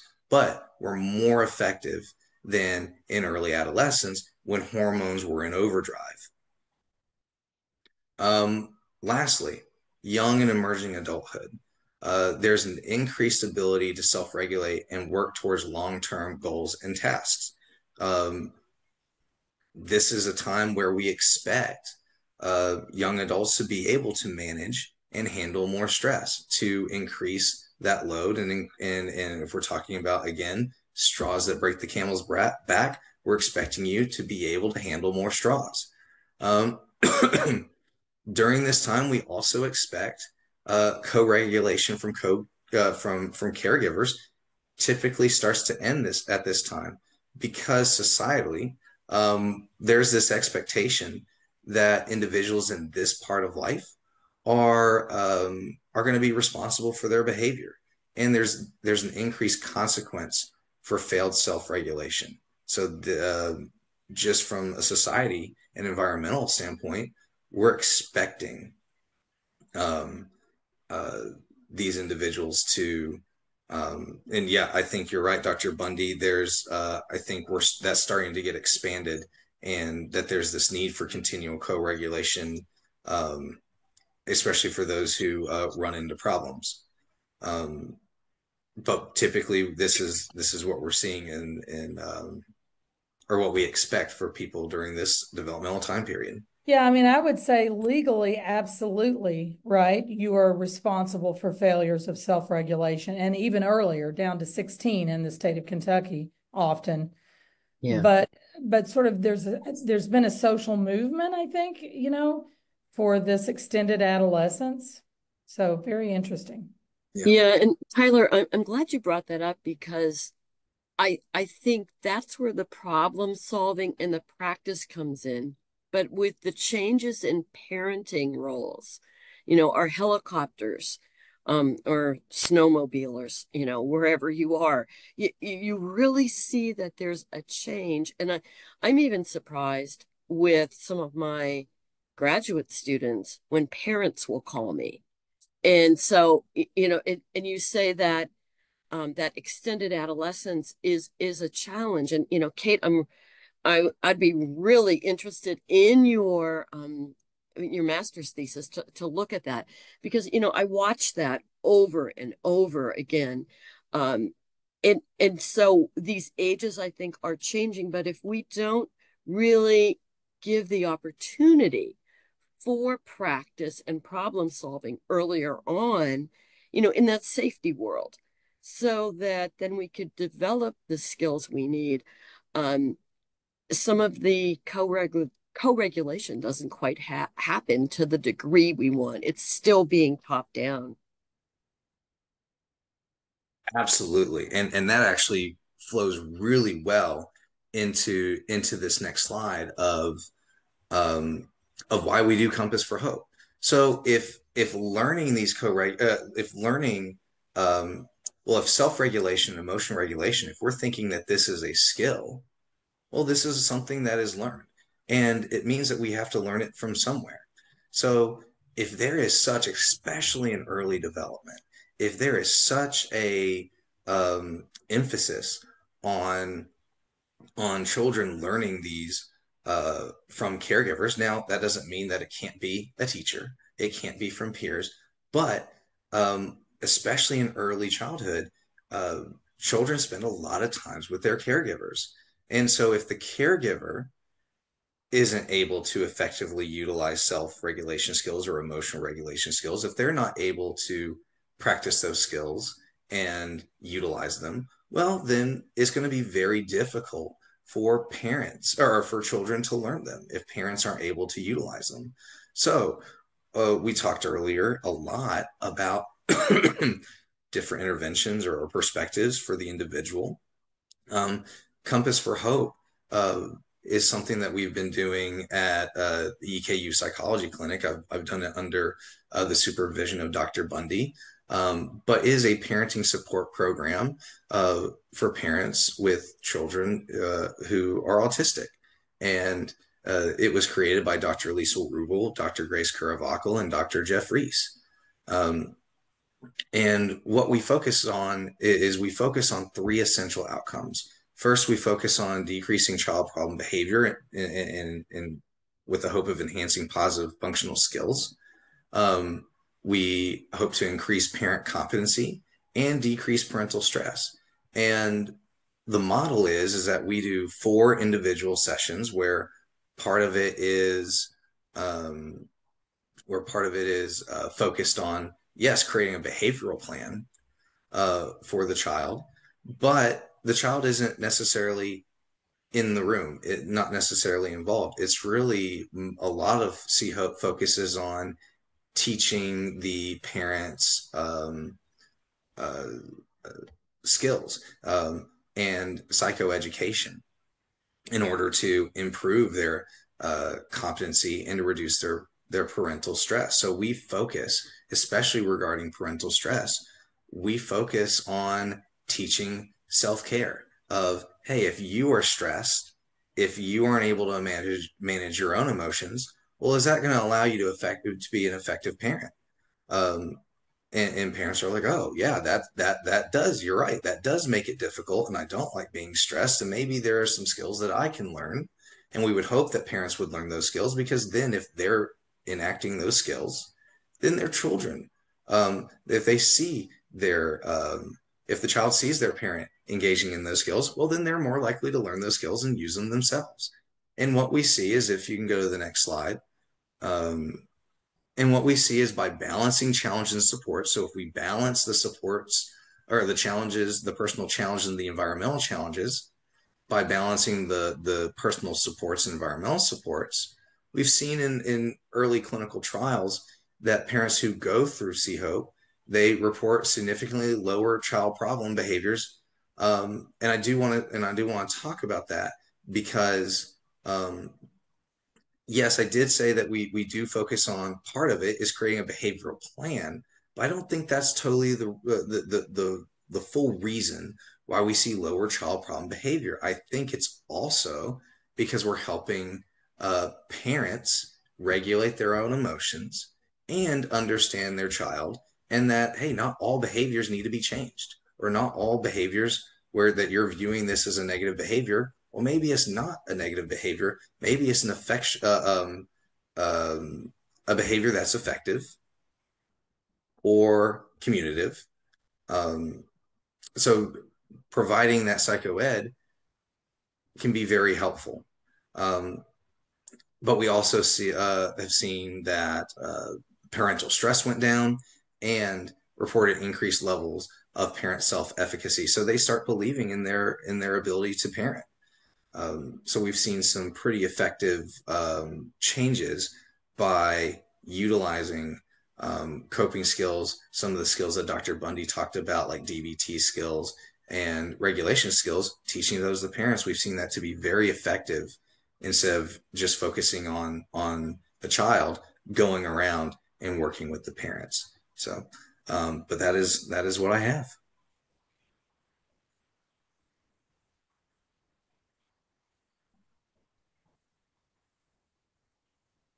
Great. That's our overview.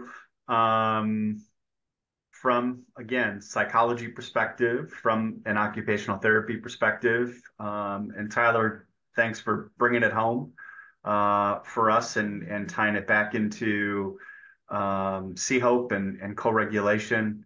I believe, I'm not sure if Walt Yes. Yes. or We thank you for this helpful information on self-regulation from the perspectives of occupational therapists and psychologists. We have developed a few questions for our panelists. I'm going to turn it over to Dr. Rachel Womack, the Linden Training Director at the Human Development Institute, as well as Bree Allslip, one of our research assistants at the Human Development Institute and a PhD candidate in school psychology. Dr. Womack. Thank you very much, Dr. Bauer, and thanks again to our presenters. This has been wonderful.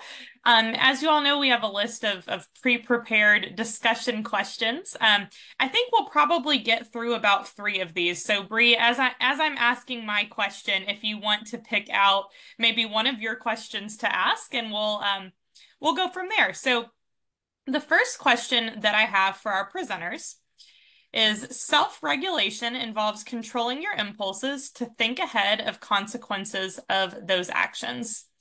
Kids who display hyperactivity in a classroom setting often get the most attention from teachers and may be the easiest to identify.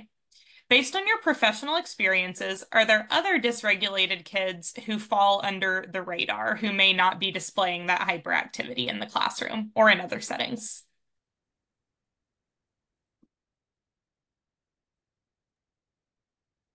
Yes. I mean, look at Scott's model of the 4, sort of 4 categories of people's sensation experiences. So the classroom is full of students all over his graph.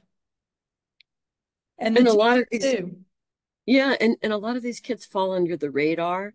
So that when you look at them, they're there, but they may not be as prevalent as what some of the ADHD kid may be, because especially that attention disorder is what gets the gets the teacher's attention. I think if we also think back to Shirley, the observable behavior, the kiddos who are sensory seeking, who are active, who are impulsive, we can really readily observe that in a classroom. The kiddos who are the low registration kiddos, more the bystanders, are oftentimes the kiddos, back to your question also, Dr. Womack, fall between the cracks because kind of go with the flow. They hang back, may not engage as much and just kind of follow the routine of the classroom, but we're not exactly sure how much of the classroom content or curriculum they're able to digest. And so I think those kiddos oftentimes fall between the cracks. So I would really say that the kiddos on this more passive side of the self-regulation also fall in the crack more readily than those who are active, because we see it, we observe it, and we all know that the squeaky wheel gets the grease. So teachers pay attention to this, and I think the environmental response. I don't want to steal your thunder, also, Dr. Bundy. You're the BCBA in the crowd, but how teachers respond is another event. How they reinforce that impulsivity can also, tie into what success or lack thereof an individual is going to have in that classroom. Escape can be a reinforcer too. So for some of these other quieter sort of sensory categories or people, they may escape attention or demand just by passively remaining in the background, so that they're in a more subtle way, their responses are being reinforced. And we may not want that, because we may prefer that they engage more actively with their learning environment. And these these are the kids that, maybe the teacher's best person because they no longer, they're not the behavior problem that the sensory seeker would be. So they don't have to give the attention to them, and they then fall through the cracks. They're seen as, oh, look at the cute little wallflower. They do everything they're supposed to, but yet their needs may or may not be met.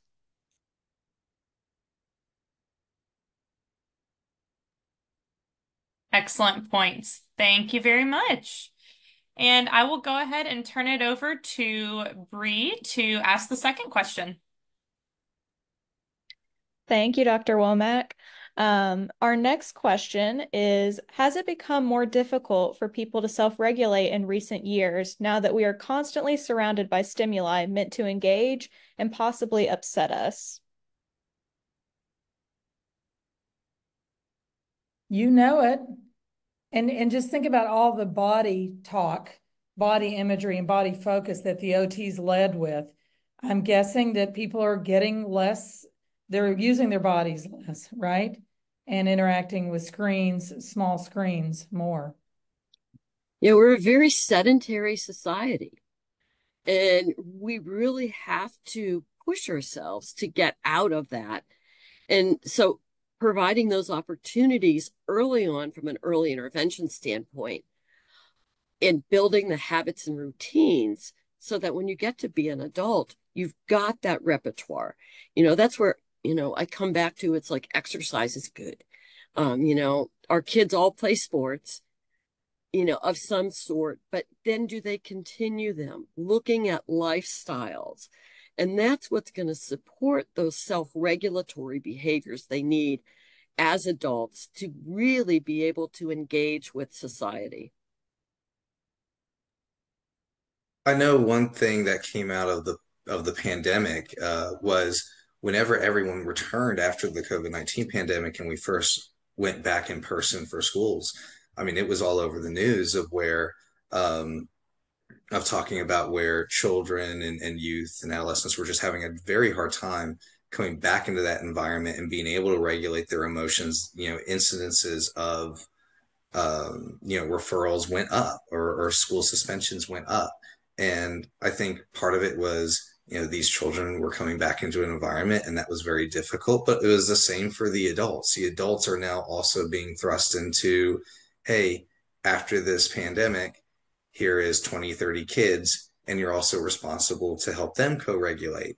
Um, I'm from Western North Carolina, and just with the impact of Hurricane Helene, in that area, they have been out of school for over a month. I think they just recently went back to school. And that's one of the questions I've had is what's that going to be like for them of coming back into that environment after being out of school for a whole month, similar to the pandemic of being away from peers and not having those environmental supports to regulate emotions.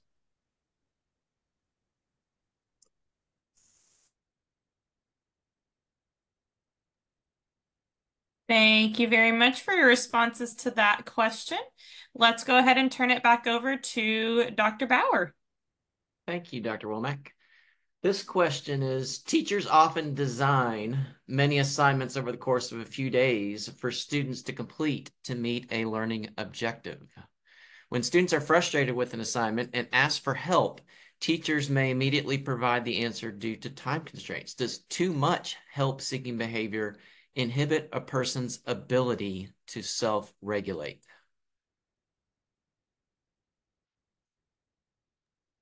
Who is thinking of these sophisticated and complex questions? So it certainly could. We want help-seeking behavior. And in fact, as Tyler went over, help-seeking and co-regulation is one way to do it. I don't know. When I hear that question, I wonder if maybe too much is being squeezed in, too many learning activities squeezed into one small time. So the student might not need as much help or might be able to do more independently if there was more time for them to experience the concept, especially if it's a young student. Just a Yeah. thought. Yeah, and I agree with Dr. Bundy on that one. Sometimes it also does reinforce learned helplessness. I know, we have curricula that have so much content in them. And, teachers are trying to get through to get to the test. Mhm. And our students are really bright enough to understand if I just wait, they're going to do it for me anyway. And, our is the whole way that we're teaching not reinforcing those problem solving opportunities. And sometimes you do have to learn to fail. I'm a big person that believes in growth mindset. You've got to learn, Carol Dweck's work. You've got to learn how to not succeed sometimes, and then you learn from it, and you talk about what did you learn? Did I not get a good night's sleep before my project was due? Did I save it till the last minute? So really looking at the study skills strategies, I think, are important for the building of self-regulation. Thank you. Those are excellent, excellent points. I'm going to turn it back over to Dr. Womack for the next question. Absolutely. So research and interest in self-regulation has grown in the past few decades. Have you seen a shift over time in the focus moving from children with physical or motor issues toward children with social emotional needs, such as those who are struggling with sleep difficulties?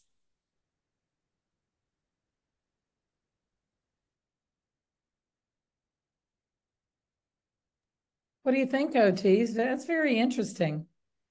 I mean, autism, which is a social difference at its core, in my conceptualization of autism, it's a very hot topic right now, and a lot of interest in referrals, a lot of people self-diagnosing or identifying with the autism spectrum.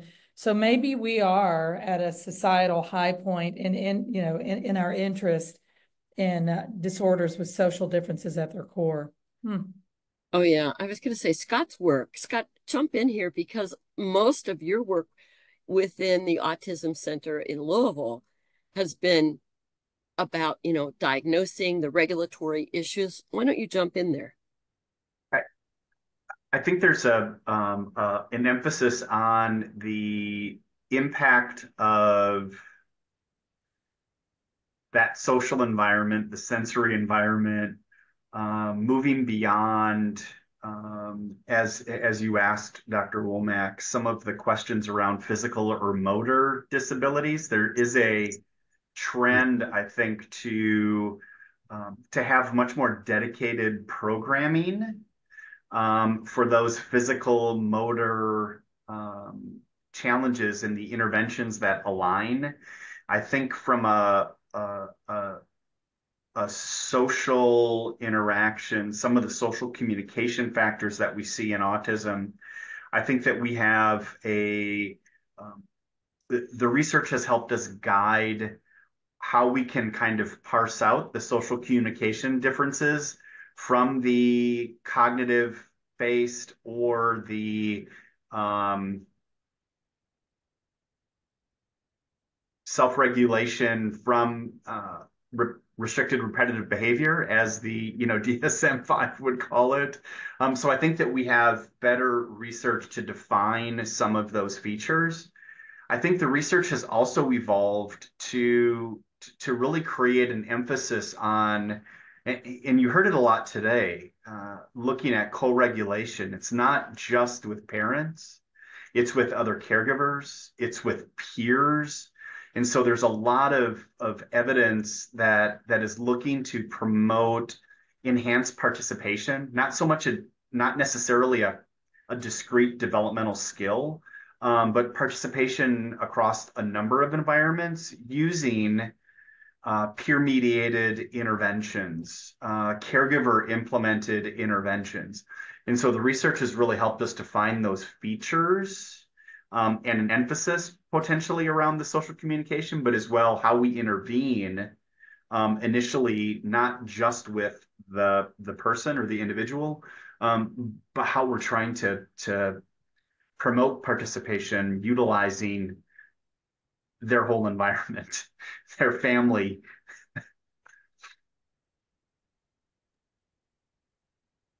Right. Thank you very much, presenters. I will hand it back over to Bree for an additional question. All right. The next question is, individuals use language in the frontal lobe of the brain to control emotions and formulate a plan to regulate behavior. For example, a 2-year-old child can fall and scrape their knee as they're running across the playground. Another peer could intervene and say, "Are you okay? Did you hurt yourself? It looks like you hurt yourself." How important is it to have self-regulated peers to provide a language for individuals who are without a vocabulary to describe them? Oh my gosh, that's so critical. It's like when you look at the child who has bruises all over and they don't even know they have bruises. So developing that interoceptive awareness of pain, you know, what does it feel like? Did you hurt yourself? No, I don't think I did, but well, you're bruised. So I think that's a real critical point, Bree. And I'm glad you brought that one up because we have to work together. It's that co-regulation and it's helping each other. And I think, we're back to inclusive education, uh, making opportunities flexible so everybody can participate. Honestly, it was probably in the field of psychology, it was probably as recent as the late 90s that psychologists came out and realized, oh my goodness, you mean we're doing more harm than good when we group aggressive boys together and try to teach them self-calming behaviors?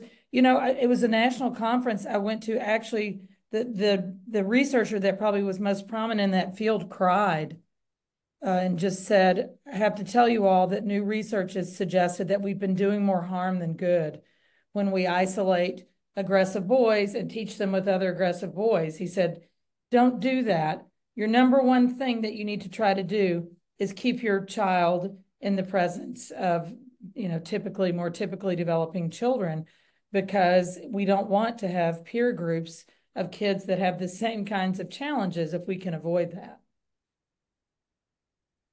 especially in early childhood when so much modeling is taking place." Thank you for those answers and that stress on inclusion, the importance of inclusion in the classroom. This next question we have is, if a family member or close friend demonstrates poor regulation strategies, what effect, if any, does this have on one's ability to learn and use their own self-regulation tools?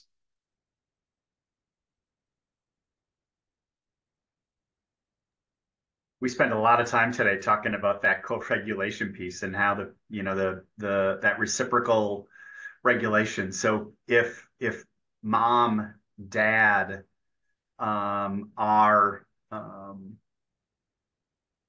shall we say dysregulated, there's definitely going to be an impact on that child, and the challenge with regulating their self. I think in classrooms we may see that often as well, that we have differences in the children who we were surrounded with. Teachers may seat children a certain way, going back to your point, Dr. Bundy, to try to put maybe the kiddo who needs to move a little bit more next to the one who's quiet, but not fully understanding the impact of that behavior together. Thank you, Calvania. I'm glad you're finding some of this conversation helpful. And I want to say too, we're all dysregulated in parenting at times and caregiving. In psychology, there's this concept of good enough parenting. There is no perfect parent. We hope that things are safe enough and good enough and co-regulated enough to produce a healthy outcome.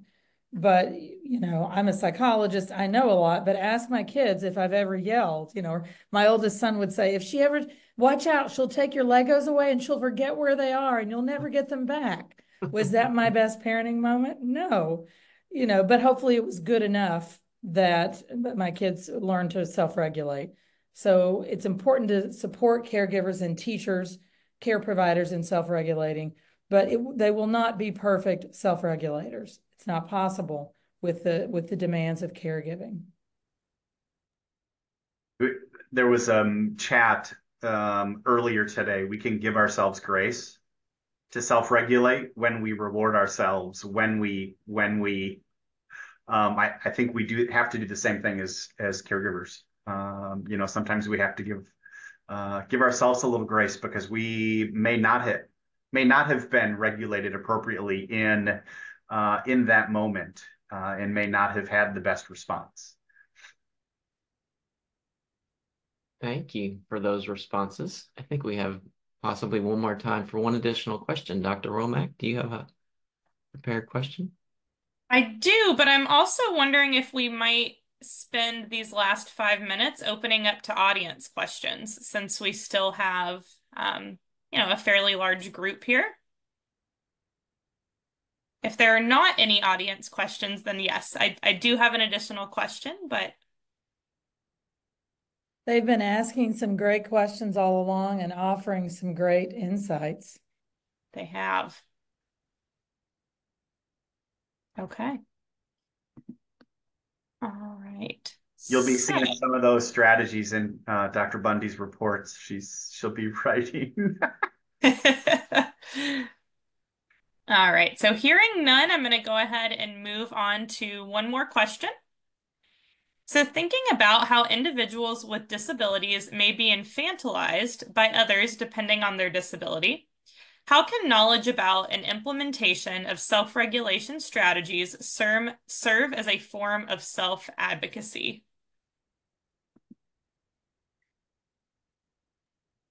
I think self-advocacy is critical. Really looking at the neurodivergent movement of the last 10 years. It's opened our eyes as professionals. It's opened our eyes as neighbors, teachers, and, so many individuals have always thought, oh, it's just easier to do for them or to them. We have to look at the with. We've got to be partnering. And I think providing the strategies for that advocacy to help doing with and letting people speak their mind. This is what I need. This is what works best for me in a classroom or in my church group or whatever it is. I think that's a critical skill for all of us to take away. And regarding the infantilization, I always say that people should get to keep their toys as much as possible. And we've just got to figure out a way for whatever their self-regulation items or practices, we've got to figure out a way to help those practices grow with them. We were all talking about earlier today, I think we're all adults here, but yet we have a variety of things that we look at, hold, and do in our adulthood. So if we make that more the norm, then maybe that'll allow people to have their self-regulation support without it making them look like a child or being childlike. Looks like we have maybe a final question from Aaron in the chat. How would this look when, let's see, how would this look when working with nonverbal people? Tell me about that, Aaron. How would self-regulation support look? No, I was wondering how negating like infantilization and allowing them to self-advocate so that we don't take away their self-determination. Um how do we ensure that this can happen for people who have like limited verbal skills or are nonverbal?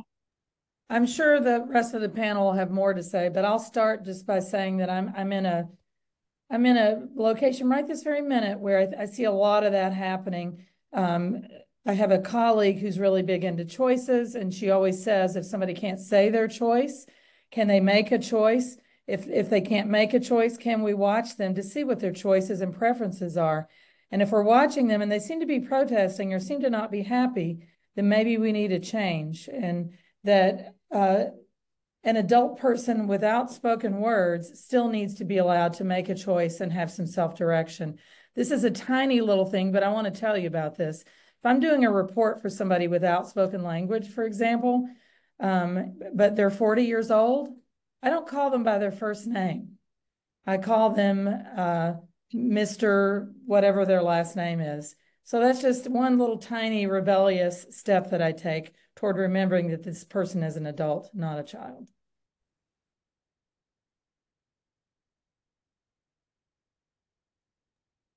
And I wanted to also just say learning to use communication devices is critical and respecting those communication devices. So if someone does have that, asking for the preferences, it's so easy for us to judge and really taking that step back.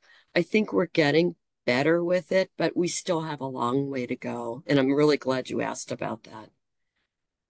And Aaron, I guess one really quick comment, Walt. I think we have, as external people, we need to stay curious, and not make assumptions that we know whatever that dysregulation or outward behavior is or means.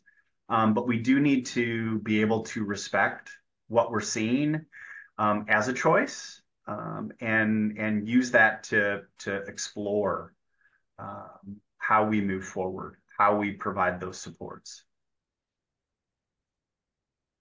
Thank you, Aaron, for that awesome question and those excellent replies. I want to thank all of our panelists for taking time out of their day to share their expertise and experiences with us. We are so grateful for the variety of perspectives, which brought richness to this conversation. Thank you for an informative presentation. Be well, stay safe, everybody. Thank you.